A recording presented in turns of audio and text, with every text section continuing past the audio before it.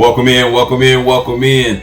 Thank you guys for coming and checking out the video. Before we get started, I need you to share it, I need you to like it, and I need to make sure you guys subscribe and cut on those notifications, because today I'm teaching you about what is a wholesale. I know a lot of people have been hearing about it. You can make a lot of money from real estate by wholesaling properties. Well, this is an opportunity for you to learn exactly what that is. A wholesale. I want to break it down to you. So essentially what a wholesale is you finding a distressed property at a deep discount, right? And then all you do is flip that particular contract or assign that particular contract to an end buyer that wants a rental property or that wants a fix and flip property so they can make a profit. And in between, they pay you the assignment fee, the difference between what you bought it for and what you actually flipped the contract for, right? So if just give you an example through the whole process.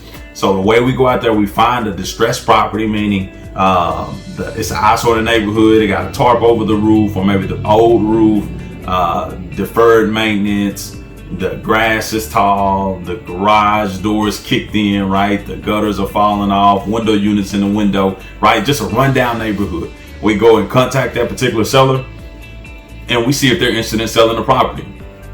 When we do that, our goal is to get the property under contract at a deep discounted price, right? Regardless worth what field you're in. Some areas, I know the magic formula is 70% minus repairs.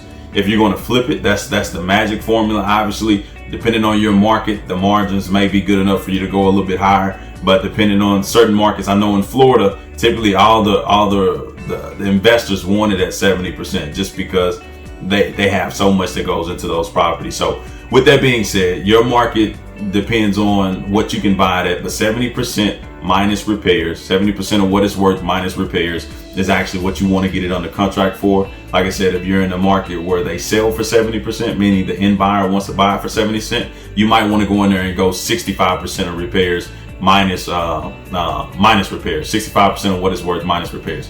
So with that being said, you go in there, you get that property at a deep discounted price, and then you flip it to your end buyer. So I got it at 50 grand, and let's just say I'm trying to mark it up and sell it to my end buyer at 65 grand. That's a $15,000 difference. My end buyer is going to walk at that property. He's going to see what it needs in repairs. He's going to look at it and see what it's going to be worth once he's done fixing it up.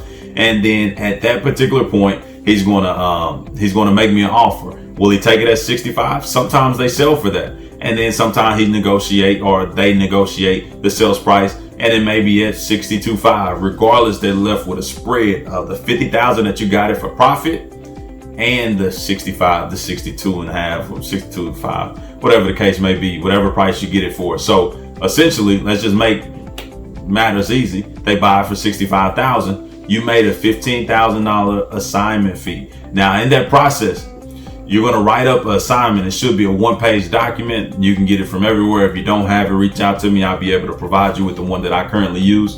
But with that assignment sheet of paper, they're going to sign off on it. And you always want to make sure they put some kind of earnest money down on that assignment fee.